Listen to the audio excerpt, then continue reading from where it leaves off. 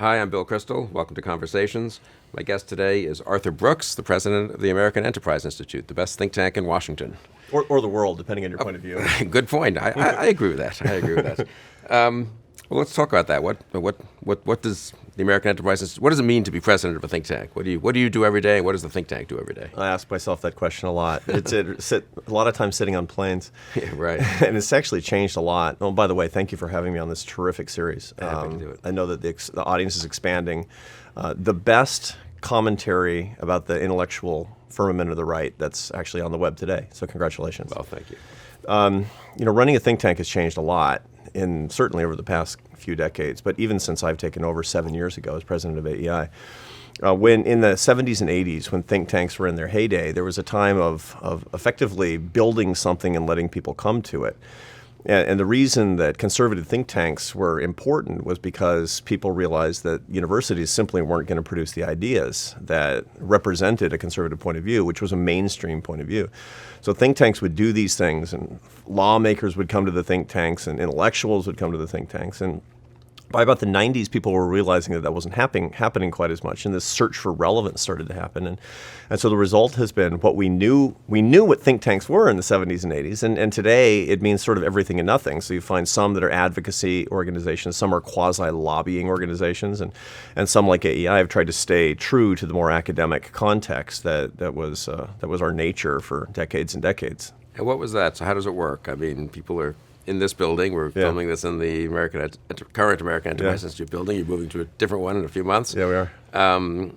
So you recruit scholars. They do work on, you tell them what to work on. They work on what they want to work on. How do they interact with congressmen, senators, executive branch officials? I mean, what is it sort of, what's a day in the life of AEI? Well, AEI is 225 full-time people, so it's a lot of people, and it's grown a lot. It's about doubled in size over the past 7 years, so which is good, but it's also difficult. Now, what happens is that we hire scholars in particular areas. So we don't hire some scholar to say, just be smart in absolutely everything. That would be impractical given how much knowledge you have to be an expert at this point.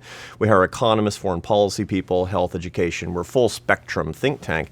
And we hire people and we say, you set your research agenda. The important thing is to be right and smart and work for the fundamental values of our institution and for the betterment of the nation and the world.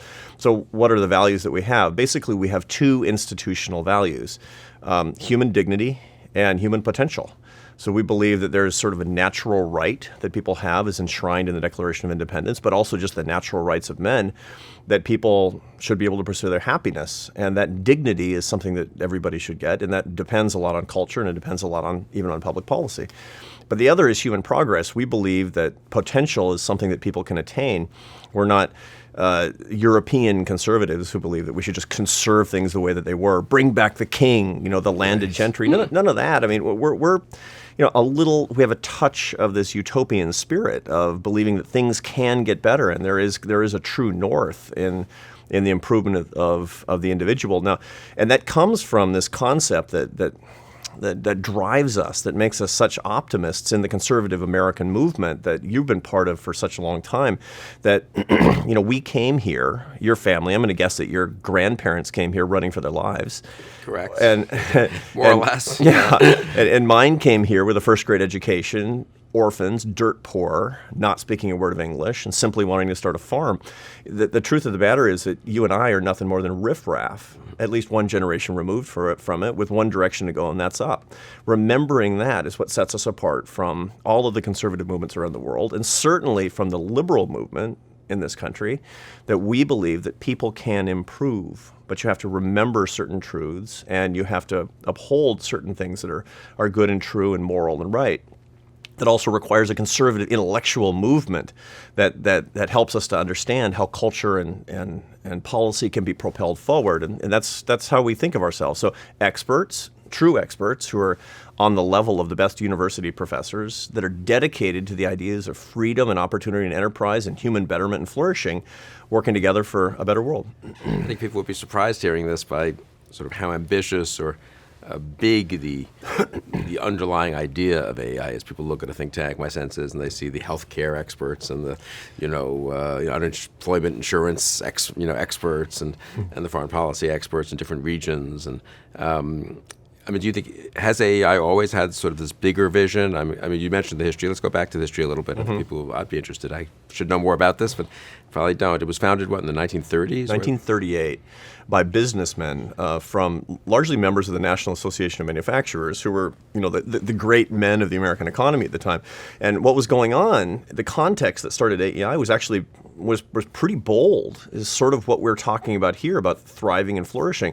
In 1938, the ninth year of the Great Depression, America was in minus 4% economic growth. Despite the New Deal and Franklin Roosevelt's right. allegedly successful because of policies. the New Deal and Right. because of bad Fed policy. And actually that was the idea that our founders, who were not intellectuals, they were not university men, they were businessmen, and they believed that this idea of scientific socialism that was around all of the greatest economists of the time at American universities, this pervasive left-wing thinking, was wrong. That what you needed was not less free enterprise, but more free enterprise pushed all the way down to the bottom, so that ordinary people could build their own lives. So it was started. I didn't realize that, sort of as an alternative to what was dominant in the universities. Yeah, it started even as back then. a counterpoint to universities, and with an ideal of human flourishing and potential and dignity. That's how it was built. Now, that's great as far as I'm concerned. It was different than any other institution that had ever been built, certainly on the so-called political right, and it developed along those lines. Now, necessarily, it had to stovepipe into certain levels of expertise or certain areas of expertise, and so there were economists originally. That was what it was all about. And later into foreign policy, and the foreign policy wing came up because of another ideal, which is, we realized, when I say we, and I say they, but the great men and women who built this institution, that if you believed in freedom for all Americans to build their lives, and you had the confidence in Americans to want to build their lives, you can't stop that at the water's edge. You have to stop just talking about Americans and start talking about all people. So we have a reputation for what is popularly understood as neoconservatism. But neoconservatism at its root is basically just saying that, what's good is good for everybody. Not everybody all the time, and not everybody's at the exact right level to absorb these ideas, but freedom is not something that's limited to Americans. And we have to share these ideals. It's important morally to share these ideals, and that's how the foreign policy wing of AEI started, and then it spread to all of the areas. Now, I don't ask that every AEI scholar come to work every day and say, what am I going to do to save the world? What am I going to do to serve my fellow men and women? That, of course, lurks in the background, but what AEI scholars are doing is saying, I'm working on a paper, I'm working on a book, I'm working on a testimony, I'm setting up an event to look at one facet of this and to get that just right, to pursue the truth of this before the political victory, by the way, because truth comes before victory. That's an axiom of the American Enterprise Institute, and it should be of the conservative movement, as far as I'm concerned. And together that comes together kind of as a seamless garment of this human flourishing context that we've tried to use to build the institution. I mean, it seems to me when my father was here, and so many, Gene Kirkpatrick, Bob Bork, that whole generation. Your father, Irving Kristol. Right. One of the true greats of AEI. Thank you. And one had a sense, though, that, I don't know if it was easier exactly. It was a little more settled what a think tank did, and I think politicians knew what they would and wouldn't get from visiting a think tank or listening to think tank scholars, and their work product was more, I don't know, it seems like there was less, maybe there was less competition back then. I don't know. It does seem like now we're in a very different world. You've obviously thought a lot about that since taking over AEI. Yeah. How different is the world of politics, of, I guess, technology even? What kind of challenges does that pose for you? Well, what's revolutionized the world of journalism has also perturbed the world of think tanks. So journalists who thought they knew what their business was in the 70s and 80s realized by the late 90s and early 2000s, and certainly today, they don't have the slightest idea what their industry is all about. How can it be that newspapers are shutting down? Well, the answer is that they've become less. It's not that they've become less good. They've just become less necessary to people. The same thing has happened all over the idea industries. We're in the idea business. We're not in the think tank business per se. There's not a lot of thinking in tanks, which is, it was descriptive for a while, but we're really in the idea business, and we have to be agnostic with respect to form if we want ideas to propel the society. And by the way, an early motto of AEI from one of our great founders, Bill Baroudi, who was the son of a Lebanese stonecutter, and was a true believer in these ideas, said that the competition of ideas is fundamental to a free society, which in the 50s was utterly subversive.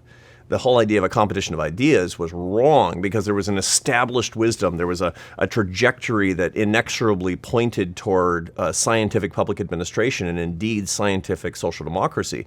And we had to go that direction, and it was subversive to say we should have a competition of ideas, and that competition of ideas is something that we have to remember, and not be stuck on the form of the expression of those particular ideas. To say we write books, it's a mistake. I mean, we do, in fact, write books. Or to say we do testimony in television, we do events, we write journal articles, we write op-eds. These things are all truth, but they're going to change. We have to adhere to the power of ideas to propel people in a better direction to build their lives. And once we understand that, then we can see that the think tank industry has fragmented a lot, that the relevance and importance of it has changed according to the form that different ones take.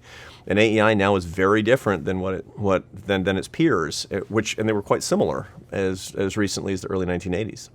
Yeah, I'm struck. I do think AEI was always more contrarian and countercultural almost than people now think. I mean, it became very well established, and a lot of people there became very well known and respected. Herb Stein, Gene Kirkpatrick, I want to say my father, Bob Bork. There were so many, and now still Krista Muth.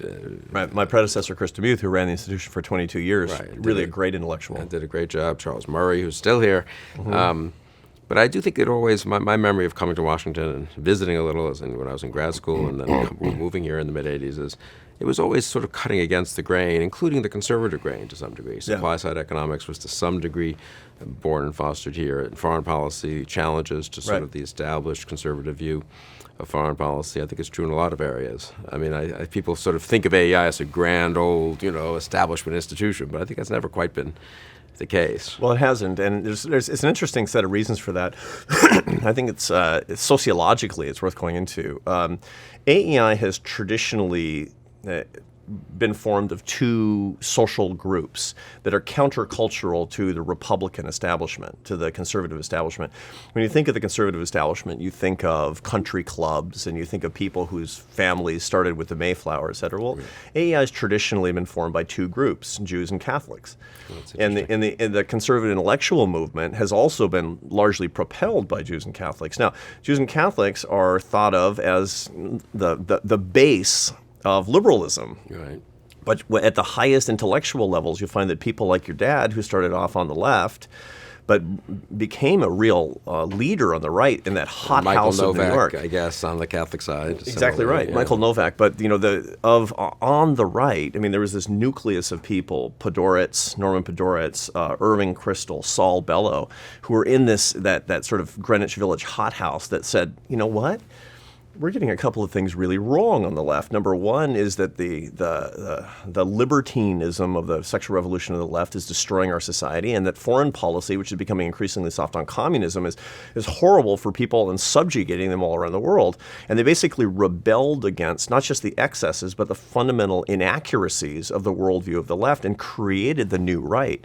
Well, that's what you'd expect from intellectuals. And so the result of that is that you would see people that started out on the conventional left and reinvented themselves and reinvented a movement on the right. And that's countercultural to the conservative movement and to the Republican movement in the United States. You find people who used to be on the left and now are on the right and who are saying basically, you know what? Everything you think you know is wrong. And they're willing, by the way, to point out the inaccuracies on the right as well because of the culture that's cropped up around this place.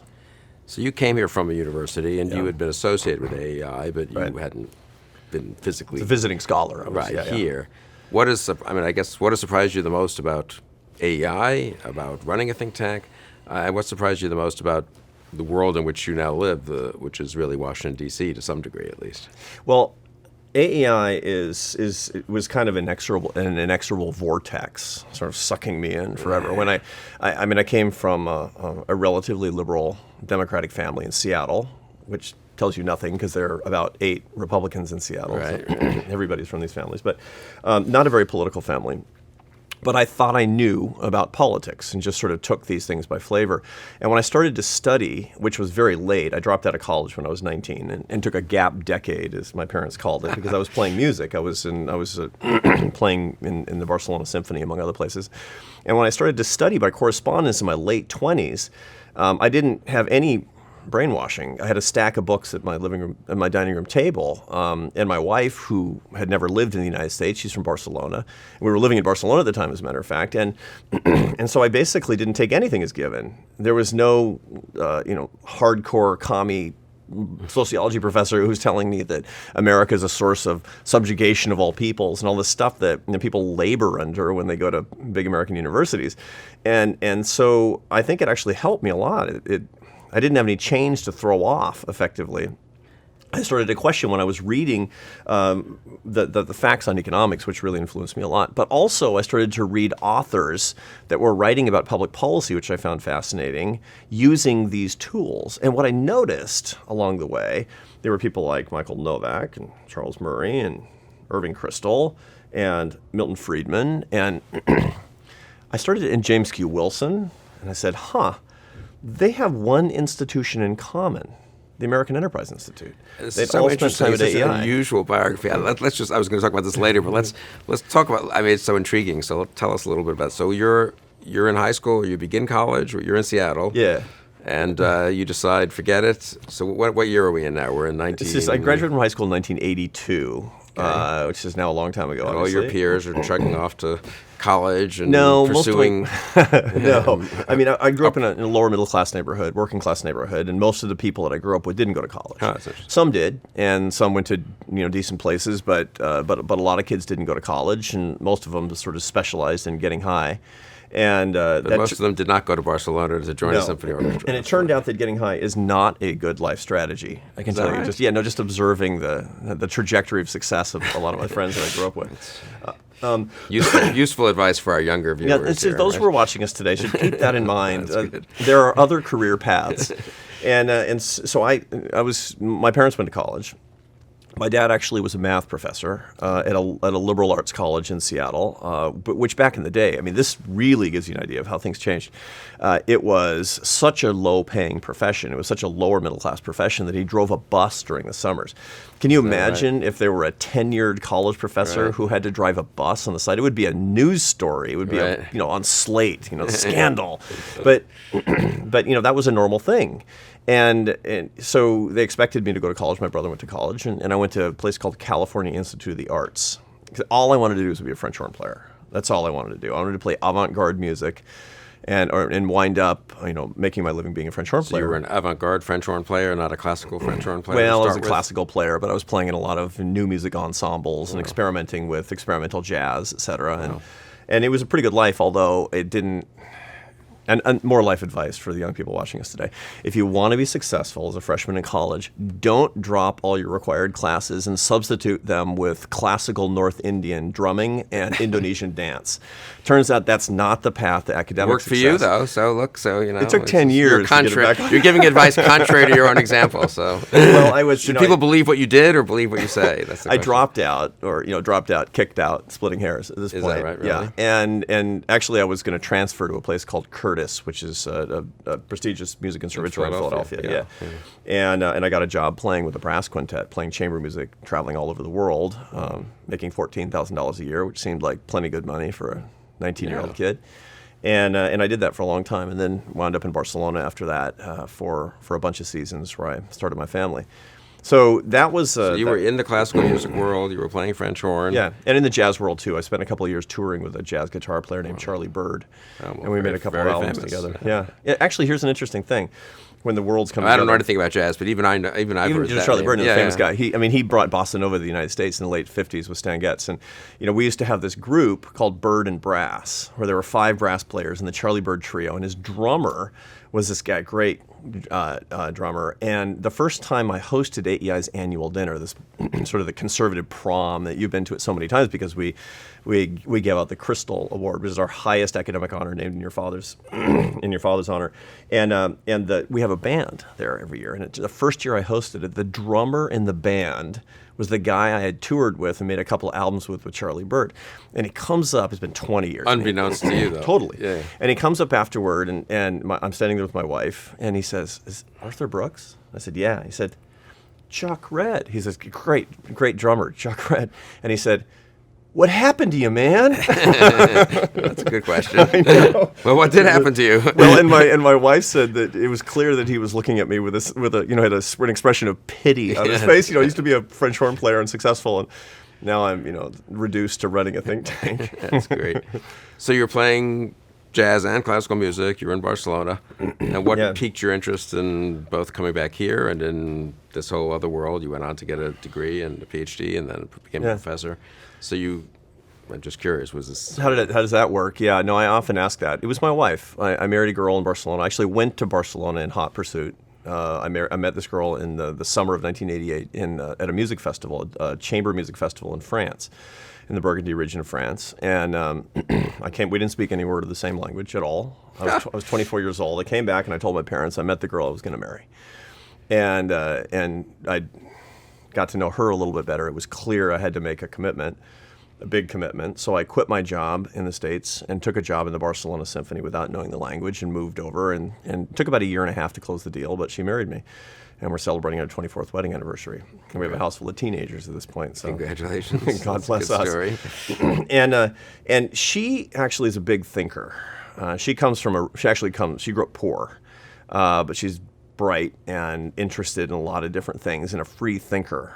And a free thinker in Barcelona means you come from an atheist, hard-red environment, but you look around and you say, he's kind of like your dad. He looks around and he says, I guess, everybody who's smart is an atheist Trotskyite, but that stuff is actually stupid in the way that it ruins people's lives, especially poor people. And so she's a questioner, and she started questioning all of this dogma when we were newly married. And couples grow together. Well, they're supposed to grow together. And we grew together ideologically. We grew together spiritually. We came from really different cultures, which I think was an interesting thing to do. And she said at some point, you don't really love being a French horn player. I said, yeah, that's right. So why do you want to do that for the rest of your life? Why don't you do something else? She was studying, by the way. She had dropped out of high school when she was 16 to sing with a rock band. She graduated from high school at 29. Wow. Yeah, and when she was doing when she was studying by correspondence, she was studying calculus by correspondence to get her high school diploma. She said, have you ever looked at this stuff? I said, what stuff? She said, calculus. I said, my dad was a math professor. I know nothing about that. She said, it's unbelievable. It's life-changing. It's like religion. You got to look at it. She taught me calculus. And I said, I need some more of this. If this is what's out there, if this math is out there, and if there's something out there like philosophy and poetry and politics, and who knows what I've been missing. I felt like I'd been just taking a look out the prison door and saw beautiful fields out there or something. And so I started studying by correspondence, and it rocked my world. And which thinkers influenced you the most? I mean... Well, there was, the original, just the great economists, of course. So when I would study, the first time I read Adam Smith, I said, wait a minute, this has been around since 1776, The Wealth of Nations, 1759, The Theory of Moral Sentiments. And I said, how did I not know about this stuff? And, the philosophers, the great poets, of course, as well as some of the true spiritual thinkers, the Stoics, who influenced early Christianity, et cetera, that had a huge influence on me. But when I first started looking at public policy, when I was in Barcelona, I noticed that there were people I started reading Irving Kristol, who was not a book writer. He was an essay writer. And I read his early essays, one in the public interest. I heard about this magazine, The Public Interest, and he wrote this great essay called 2 Cheers for Capitalism, which of course you're really familiar with. Right. And it was, it was called When Virtue Loses Its Loveliness, which came from the book, which was related to the book 2 Cheers for Capitalism. And it seemed so sensible to me, and so the intellect in it was unimpeachable, it seemed. Common sense and good ideas, and based on human welfare. I said, I want more of that. Michael Novak. I mean, people watching today think, well, that's easy. You just go online and you hear about Irving Kristol. Now you can go to a website, irvingkristol.org, part of the Contemporary Thinkers Not then. series, but not then. So you actually had to send away for or figure Yeah, well, out I how would to come get home. I was in the articles States or something. Wow. And, I would go to a bookstore, and, sometimes at Barnes & Nobles or Borders or, whatever big bookstores were starting to form in the late 80s, early 90s, they would sell some of these serious journals. Right. And I would pick them up and look at these ideas, and, I got the public interest, Wow. and it had a big influence on me. And I started to look at books by people that in asking others, were thinking the same way. And so in the early 90s, I read a book by Charles Murray, and then wound up reading a lot more by Charles Murray. James Q. Wilson, who seemed like the most sensible man I'd ever read, and he wrote this book called The Moral Sense. Yeah. And The Moral Sense actually is his most important book, because it's the big idea. People think of his work, people who are watching us who know Jim Wilson, and you've done work and you're archiving his best ideas right now, which is such an important project, to think of his Broken Windows work, which he did, which revolutionized crime policy in New York City. That wasn't it was great, but it wasn't his most important work, which was The Moral Sense. The wiring of men and women, that was what the project of that was. Your father, as I've mentioned, Milton Friedman, Friedrich Hayek, reading these people, they all came back to the think tank world and mostly to AEI. And I thought, man, if there was some way, sometime in some parallel universe where I could be associated with this organization. And I decided on the basis of that work, which was mostly applied social science, by the way, which used empirical methods to study big questions and try to get at truth, not just to win victories. I said, I want to be a social scientist. And so I left music, I finished my bachelor's degree and started my PhD. I did a year. I did the core curriculum in economics at the PhD program at Cornell, and then I wound up at the Rand Graduate School, which is public policy. Has produced more public policy analysis PhDs than any other program in the world, as a matter of fact. And I finished doing theater level combat modeling for the Air Force, math modeling and applied microeconomics, because I needed to learn the quantitative skills while reading this AEI material, and I got to know Jim Wilson himself. He endured my dissertation defense, and I have to say he was not very impressed. He was pretending to be a tough guy, but I'm sure he liked it. I don't know. I mean, my advisor, when he read the first draft of my dissertation, he said, well, son, this is a refutation of the axiom that brevity is the soul of wit. That's nice. It's brief, but it's not witty. It wasn't my best work, but Jim Wilson and I stuck together when I left and went into academia, and gave me feedback and help all throughout my career. It brought me closer and closer to the ideas that were coming out of AEI. I became an AEI donor when I was teaching. And a little when I was teaching, and then a wound huge up here. faculty salary, I'm sure. Oh, exactly right. This is just millions. That's good. And then you were recruited. I remember when there was the search, and you were well known at that point. You'd written very well received books, and you'd been somewhat associated with AEI. But I think you were a surprising appointment a little bit. Someone who hadn't been physically here before, or run anything, or been in DC. So how did that happen? I mean. I think, to be honest, that the last words uttered by the board before hiring me to run AEI were, what the hell. It was a counterintuitive pick, but it was also a tough search. There's not an industry standard for leadership in the think tank world. I mean, it's not as if there's a think tank on every corner like there are universities. There are 4,500 universities in America. There are a few hundred think tanks and only a few dozen major national think tanks. So the result is when there's a chief executive search, nobody knows exactly what you're looking for. And AEI, which is different, is more academic. It has intellectual and academic freedom compared to most other think tanks. We don't take any government money, so we're actually going out to donors and saying, hey, how about investing in ideas? They thought, well, we need somebody who's an academic. We need somebody with a PhD and who's a researcher, better if it's a social scientist. But we need somebody who can raise money and we need somebody who's been a CEO, et cetera. And there was a null set. It's like 0 people who fit that characteristic. And so they looked around at a lot of different people, and I think that some great people said they didn't want to do it, and they wound up with me. Well, I think it's worked out well. So what surprised you the most, both about AEI and about DC? You really had you lived in Washington at all? Never. I mean, Washington State. Yeah, right. And the other Washington. The real Washington. We call it, yeah, right. And it's DC is surprising, a couple of different things, some negative and some positive. My wife says, when people say, how do you like Washington? She always says, well, it's great, except for the traffic and the weather and the people. And she overstates the point. The problem with D.C. is that, well, the good thing is that it's excellent.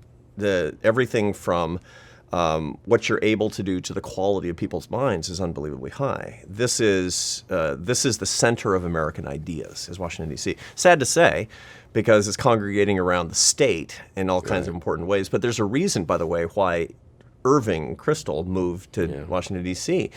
And this is a story in AEI history that he came to Washington, D.C., left New York when he realized that New York was no longer the idea capital and Washington was, and he was an idea man. Right. And so he had to bring his magazine and his intellectual infrastructure and his family here, and the result is that I'm sure in no small part responsible for your incredible career and the intellectual world and the journalistic world and the political world is because you were brought up in this ecosystem and you're an idea man at the same time. So that's great, and I love that. At the same time, it has a kind of conventional wisdom about it, and it has its ticks. It's interested in things. We obsess on things in Washington, and I saw this, that aren't interesting to most Americans, that aren't relevant to most Americans. I mean, ordinary Americans, to be sure, are intensely private. They're worried about soccer games and choir rehearsals and getting to work on time, et cetera. But beyond that, it's the ins and outs of politics, the number of pages in the Affordable Care Act. That stuff is just boring to normal people, and we talk about it as if it were really it's like talking to sports broadcasters, having lunch with a bunch of baseball journalists. They're talking about the statistics and slugging like average. Personally, right? But ordinary people, it's a little goes a long way. Yeah. And we talk about it as if it were more interesting and more relevant, more important than it really was. Now, one thing that really surprised me at Washington, by the way, I'd never met a congressman before I came here. I'd never met a politician. And suddenly, as president of AEI, I was meeting all of these people that I'd only seen on TV, by the way, including you. And when I met the congressmen, the senators and members of Congress, what really shocked me is I kind of expected them to be what Americans think of members of Congress, which is they're not that great. They're they're sort of careerists, and they feel like they have tenure, and they're not really into it, and sort of a mediocrity. And I was wrong. Most of the members of Congress that I met are really excellent. They're smart, they're dedicated, they're totally patriotic. They want to improve the country. They're not always successful, and some are not great, to be sure. But by far, most of them have just been incredibly impressive to me, and that's something that it's important that I tell people when I'm going to go to Texas today, and people will ask about that, and I'm going to say I'm telling you, they're better than you think. So the dysfunction isn't so much the people, but the system somehow? The system, there's always, there are a lot of different things, but the system has changed very, very much. And it's true that the system has changed in a way that's led to greater fragmentation and change and decentralization of power. And the result is that politics is in a period of change, just like the think tank industry and journalism. And there are a lot of people who regret it and wish it would stay the way it always was, and it's not going to.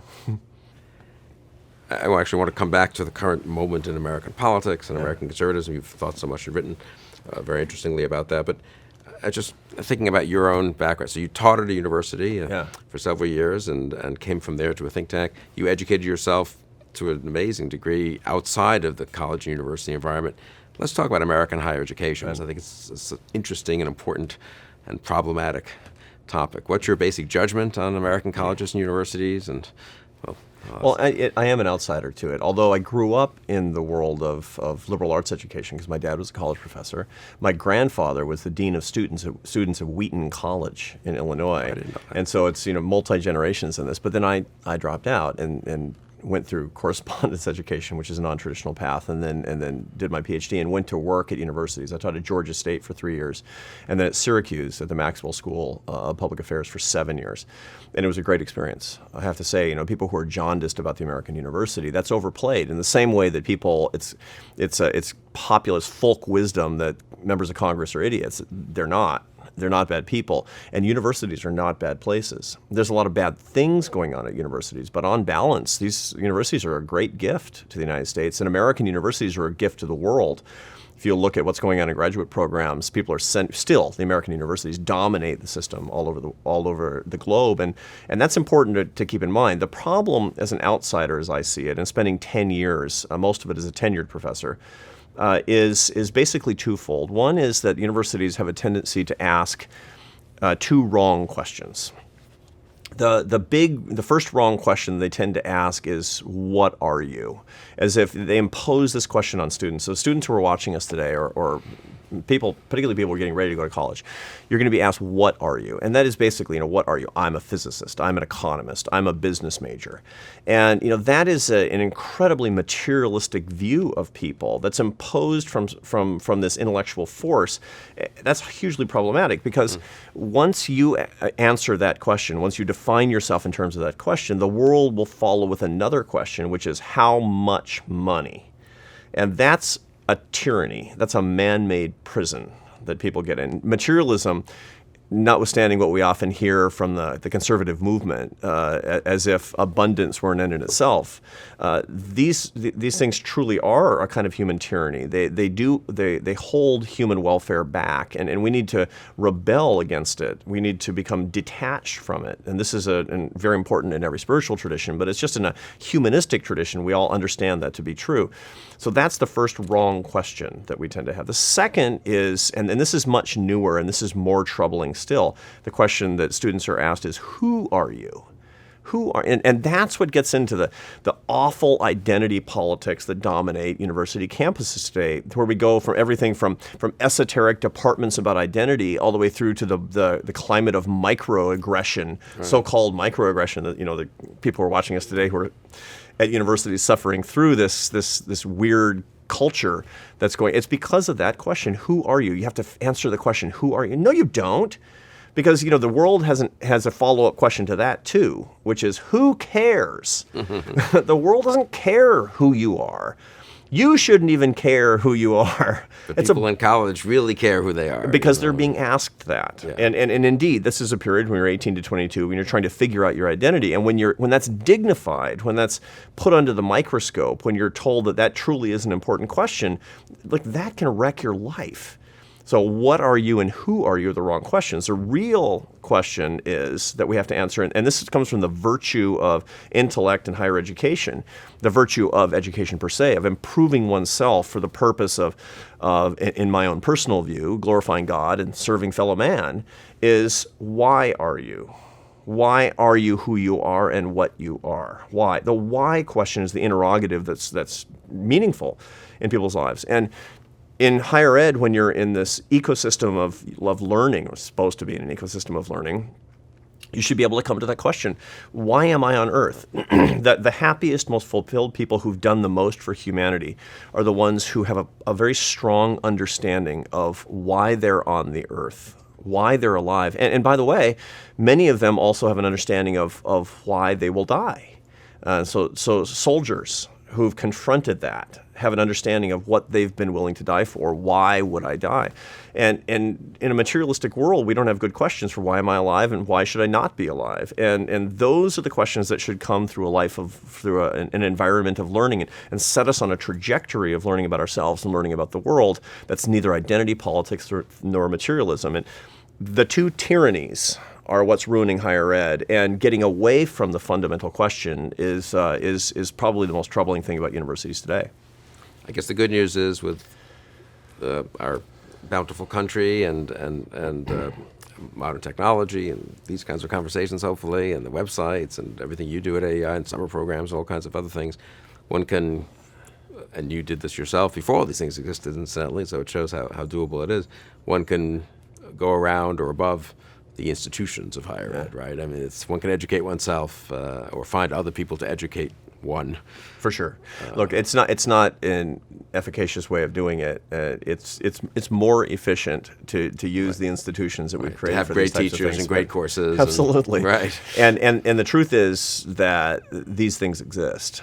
These means really exist. I have a senior in high school right now, my oldest son, and he's getting ready to go to college, and he's looking at all these colleges, and these things are great. My wife and I look at this, we're shocked at this smorgasbord intellectually of the things that are out there and the wonderful professors and the people who think big. And you know, it's actually just not right when people say that this is nothing more than a hotbed of communism. And there is that out there, but there's so much more that people can learn. And for conservative kids, there are all kinds of places they can go. And by the way, there are conservative kids watching us right now.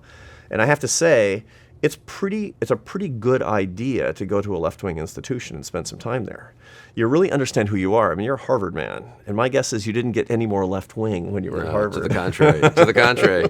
Being surrounded by liberals is the best way to not be a liberal. You know? I mean, this is the thing that I recommend to. We have a lot of young people at AEI, people who are under 30, and I recommend that they read things that they disagree with. They talk to people they disagree with, and there's a couple of different reasons to do that. Number one is that guys like you and me, we can understand what we think because it's challenged. And an intellectual is morally beholden to go through that exercise, I think. The other thing is to remember who our brothers are. And quite literally speaking, by the way, my older brother, with whom I'm very close, is a liberal. He lives in Seattle. He's well-educated. He's smart. He has the same religious views that I do. He has the same family values that I do, but he's a lefty. When I hear conservatives say that left-wingers are stupid, that left-wingers are morally craven, they're talking about my brother, and I take it personally. And so it's important for people to build relationships with people with whom they really disagree. We're not talking about ISIS here. Yeah. Well, that's one of the worst things about colleges and universities, I do think. It's the uniformity which does prevent people on the left from actually meeting or encountering. And so they'll tend to vilify. Criticism. They'll tend to think that people like you and me. I mean, how many times have you and I gotten the the unsolicited email about how neocons like you and me, because of our views on foreign policy and domestic policy, we simply want blood for oil and we want to hurt poor people and all that. That's because of a lack of culture. That's because of a lack of mixing with our brothers and sisters who disagree with us. And it's the same propensity that we have on the right to vilify the other because we're basically just not cultured enough. You have a ton of interns here, both in college and then people come right out of college and work here for a year or two. Some of them have come to the Weekly Standard, and many of them have written for us. They're terrific young men and women. Are you generally, how worried are you, I guess I'd say, about the colleges? Are you sort of optimistic that people find ways to educate themselves anyway? Do you? I am optimistic. I mean, I'm not optimistic about everything. And when I look at the identity politics, it really bothers me a lot because that has a huge human toll. I think of all the good young people who are not ideological, who spend their college years thinking about their identity and just wasting all that time. I mean, that's wasted human capital, and it has moral implications, and by the way, it also has economic implications to it, and that bothers me a lot. But for people who are motivated and who want to learn, the means at their disposal are almost endless. You know, the wasted human capital, what strikes me is that it would be one thing if you wasted a few years, we've all done that, I think, in different ways probably, and then you go on a different path and you sort of learn. But the trouble is it's not so easy. You know, we talked about the neoconservatives who had been liberals. They were mugged by reality, my father, quipped once.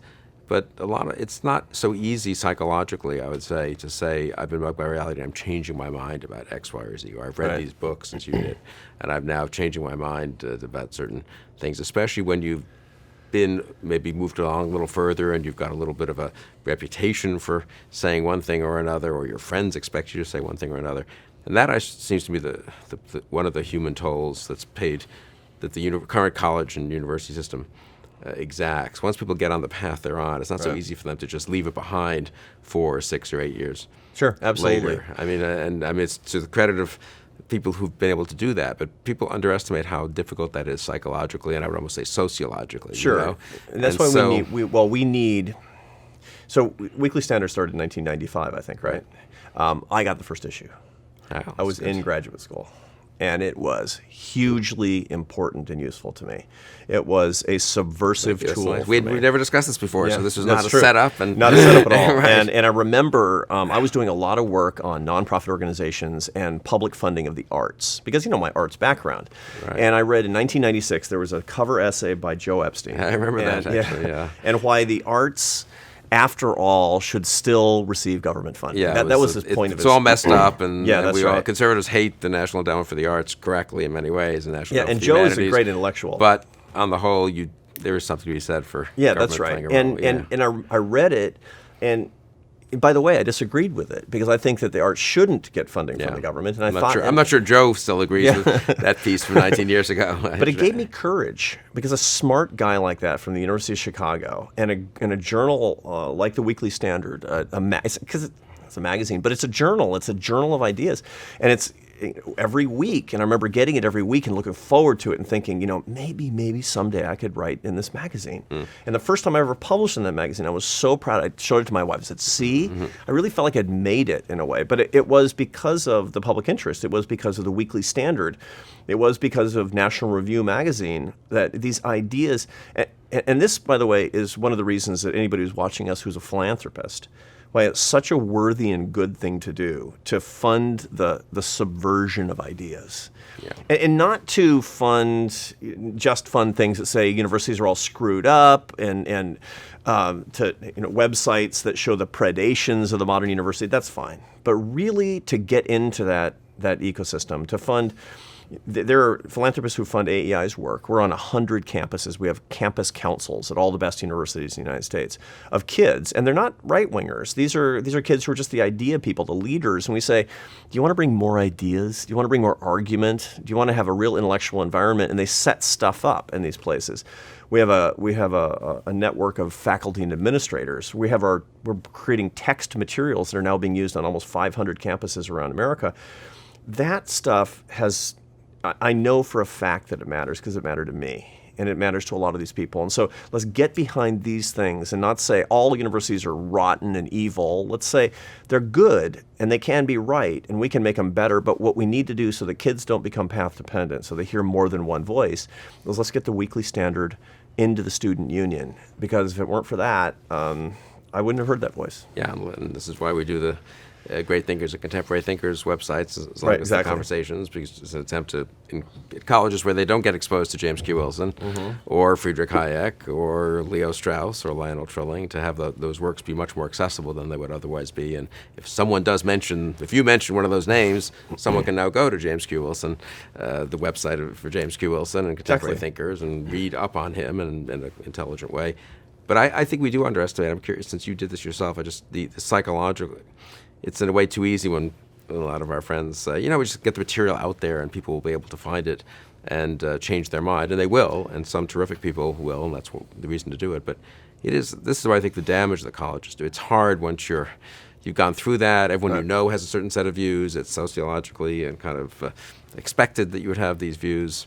It takes a certain amount of courage. I mean, it took you a certain amount of courage to break from what you were expected to believe. And, sure.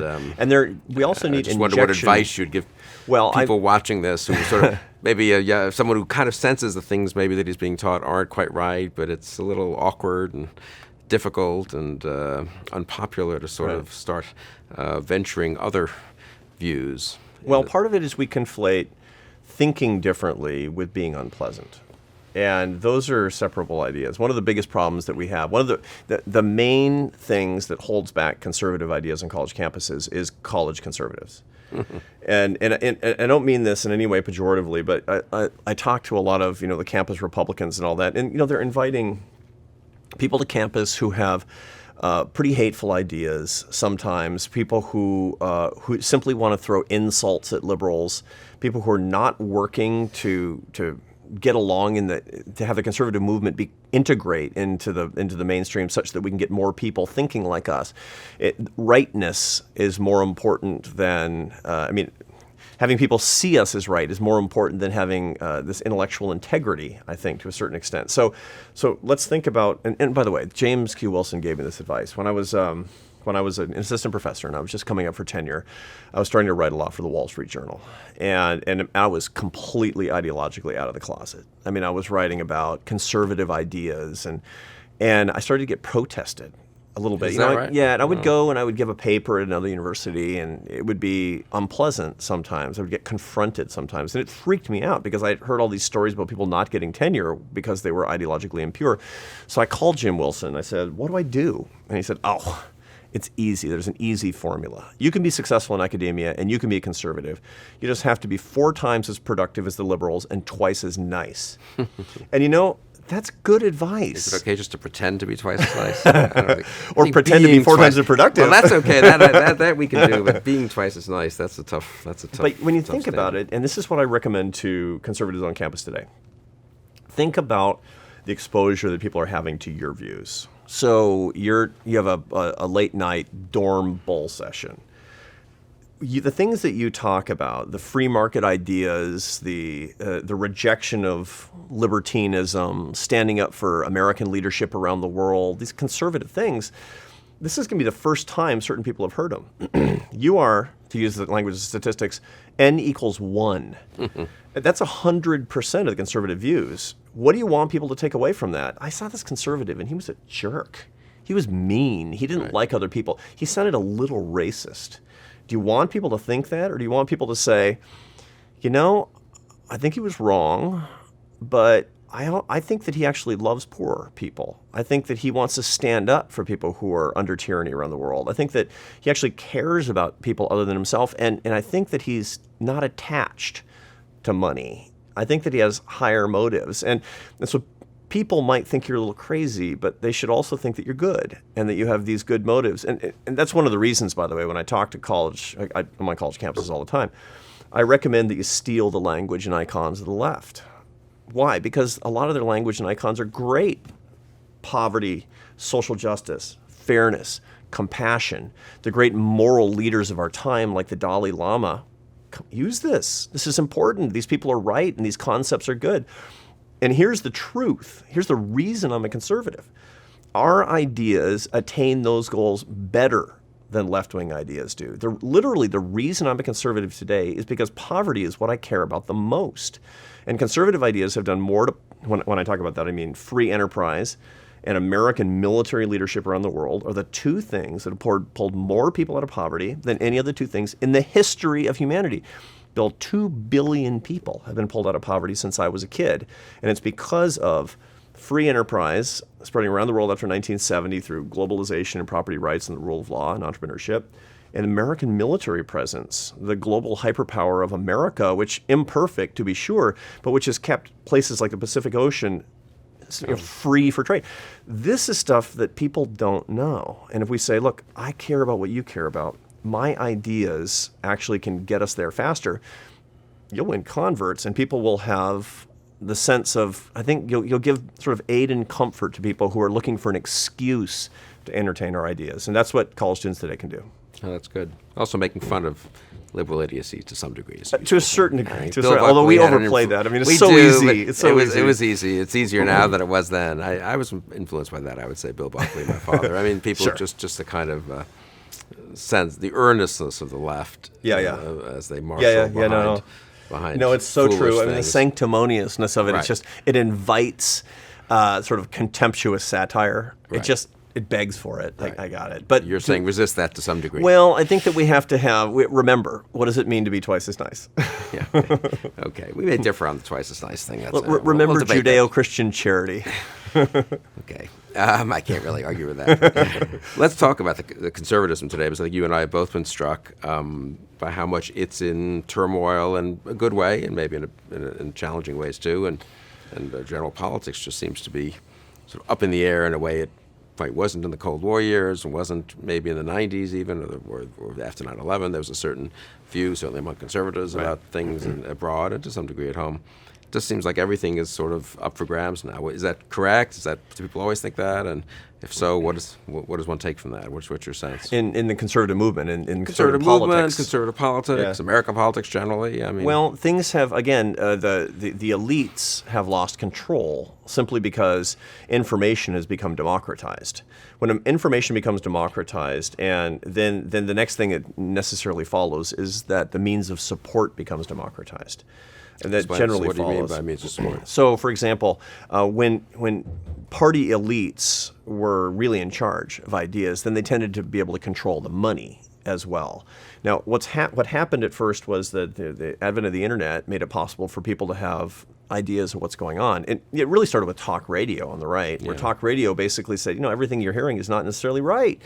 The idea that we always have to go along and get along, and it's always and everywhere going to be the case that Republicans are a strong minority trying to hit the brakes on liberal excess. which was, by the way, the received wisdom in the 1970s and early 1980s, to a certain extent, certainly in Congress. That started to be relaxed with the advent of talk radio and the phenomenon, the one-man phenomenon of Newt Gingrich, where he basically started saying, that's not right. We don't have to be a minority. We can be majoritarian. And he did it in a very brilliant way, too, by the way. He stopped fighting against liberal things, and he started fighting directly for people who'd been left behind. And that was a rhetorical but also a substantive shift in conservative thinking. But then the way that the ideas got out, it went from talk radio to, of course, the internet, and people who were powerful didn't have as much power. They couldn't control the messages enough. That led to different funding mechanisms, and that's really what we're seeing today. The reason there's so much apparent chaos in the Republican Party today is because if you're a party boss, you can't control the money. And don't you think also, though, that, elites have just lost legitimacy to some degree because they've been wrong a lot? I'm struck by that. When you talk to elites, they don't think this way. But if you're a normal person and you were being reassured in 2006, 7, 8, don't worry, the Fed knows what it's doing, the economists know what they're doing, distributing risk, Wall Street knows what it's doing, government knows what it's doing. Right. So elites on both right and left, it seems to me, didn't know what they were doing. No. It turned out we had a huge financial crash. And we can debate, we can say it was more liberal policies that were responsible for it, and Barney Frank and Congress and Fannie Mae, and the left would say, no, it's Wall Street. But either way, and there's probably some truth in both, the elites were wrong in foreign policy, too. Elites made lots of mistakes, again, on right and left, I would say. For so sure. It does seem that, and certainly on social trends, so many unanticipated things happened, and I do have the sense that the public, in a good way, I think, is much more suspicious of what the experts are telling them. Sometimes that can get out of hand, too, and they think that, I don't know, vaccines don't work or something, But again, this has to do with the dissemination of information, where you can question elites, where you do know that they have been wrong and why they've been wrong. There's less of an ability to go back and backfill your mistakes than there have been in the past. There's a permanent record. Right. One of my high school kids has just finished reading Orwell's 1984, where the main character, Winston Smith, spends his whole day in the Ministry of Truth changing old newspapers, Right. so that the current events they're synchronous with past pronouncements. The internet has made that less and less and less possible in the modern world. This whole idea of what I've always said and what I always meant, and people will go back and confront you with things that you said that are self-evidently wrong. And all of us face that who are in the public eye and who have public positions. And the result is that if your humility doesn't keep up with that you're going to pay, and people are going to lose confidence. And in fact, they have. And that's both a good thing and a bad thing, I suppose, from the point of view of governance. Absolutely. Well, it's mostly, I think we will find 20 years from now, in retrospect, that it was a good thing. Yeah. I think that more information is a good thing. People who are traditional in journalism tend to regret it. They say, I still talk to people who say, look, if your fingers don't get dirty, you haven't read the news. Right. Okay, that's an extreme version of this, but I think that more information tends to be better. And I know that information can be used and can be poured into vessels that are not very well prepared for it, but this is the way that people get more prepared. I think we're going to get a more prepared population over the next 10 years, and I think this is going to turn out to be good. And circling back to where we began, that does affect, of course, the way a think tank thinks about what it's doing, right? Right. In a way, the 70s, 80s model was very much, I think, top-down. Experts get together and influence leaders and opinion leaders and politicians, and the public's not that much part of the discussion, and not that anyone was really excluding them. They just, the way things worked, they weren't that much part of the discussion. And there was a kind of confidence, too, that even on the right, opposed to the left's kind of dominance and left-wing experts, but there was a certain confidence that, the conservative experts will get it right. It doesn't seem to be that much change your life and the life of people here at AEI in a very fundamental way, actually. In a good way, in a very good way. One of the things that we've seen over the past 7 years, and I say 7 years because that's how long I've been running AEI, but it was before that too, that we've needed to invest a lot more in communications such that we can reach the leaders that we're trying to reach. AEI's business model is one of leading leaders with good ideas to make their lives easier, and so that they can use them. Why? Because that's a leverage principle. So the leaders that we work with are in politics, business, academia, media, and in communities. And increasingly, community leaders are extremely important in political movements and in policy movements.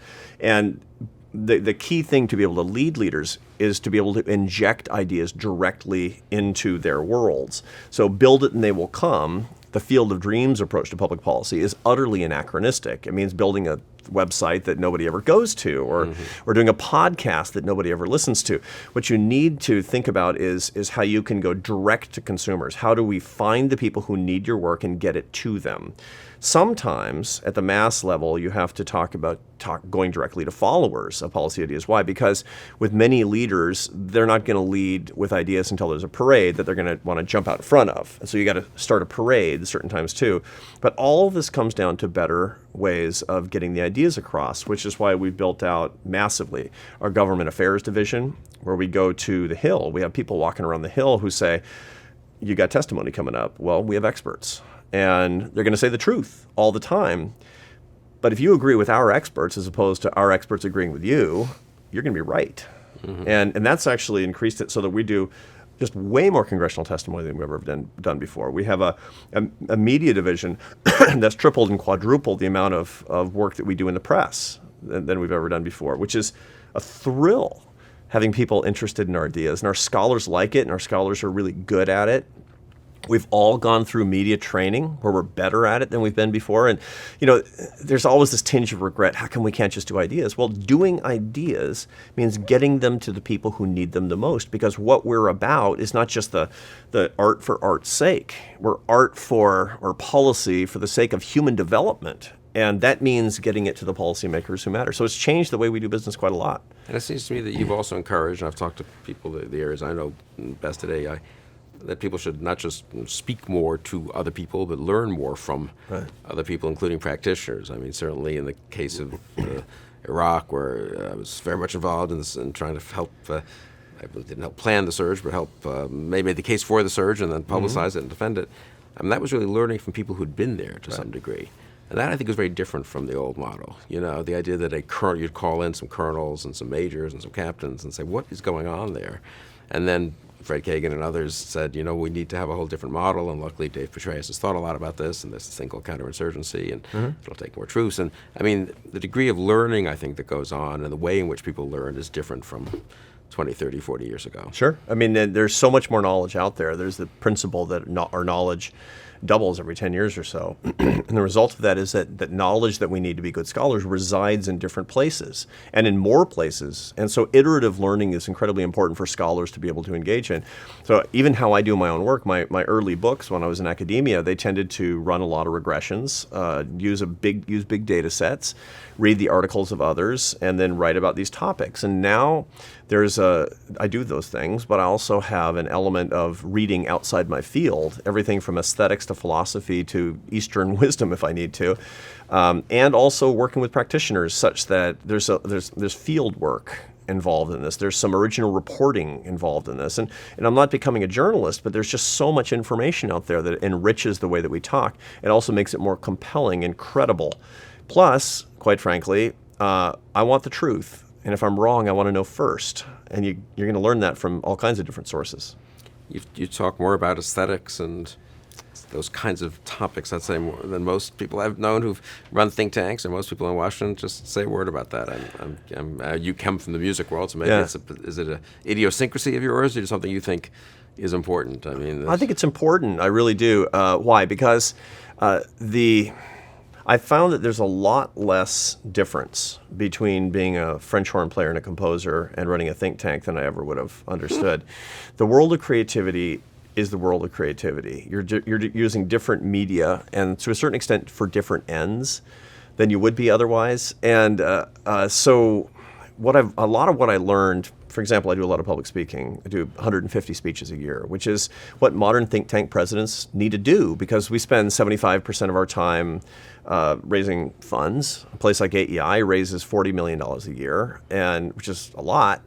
And we don't charge anybody for anything. We take no money from the government at all, ever. And so the result is this is where all the money comes from, and I'm responsible with a fantastic development team to make it happen. But the way that people are interested in that is by disseminating ideas. So scholars are out on the road talking to audiences that can use our ideas and also to donors, and so am I. And I'm on the road. I'll do 80 trips or something this year.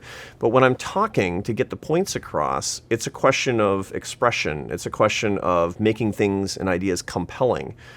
And the policy world didn't invent how to make things compelling. Yes. It's musicians did that, and poets did that, and writers and artists were in the business of making things more compelling. So all of us need to think to ourselves about the aesthetics of what we're doing. What is it that we can do such that people will be attracted to it? Here's the basic math, Bill. And this is, by the way, this is basic math that Republicans need to learn, in my view.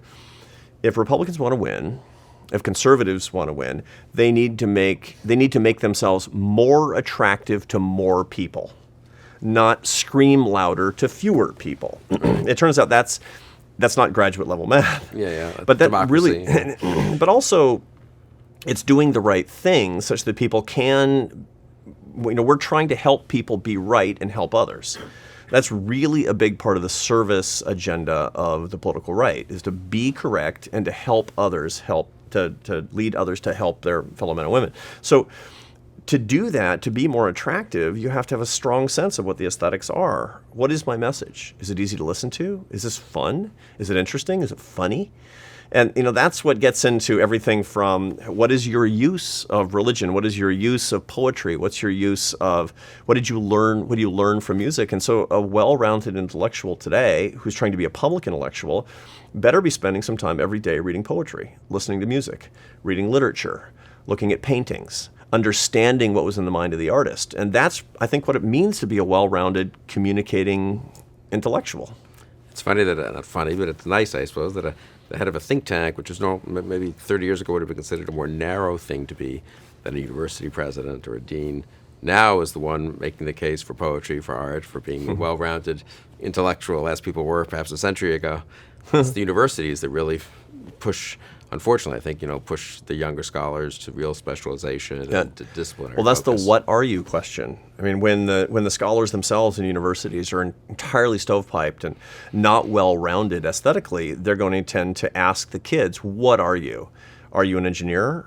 What are you? Are you a gender studies major? What are you? And then it, of course, metastasizes into the who are you questions. And that's actually where it comes from, is of the not being well-rounded, which the beauty of knowledge, the beauty of intellect, of the aesthetics that actually come from living in the world, lead us to ask the why questions fundamentally. I want AEI and my colleagues, the wonderful scholars at AEI, we want AEI to be about the why of better policy and the why of America and the why of a better world.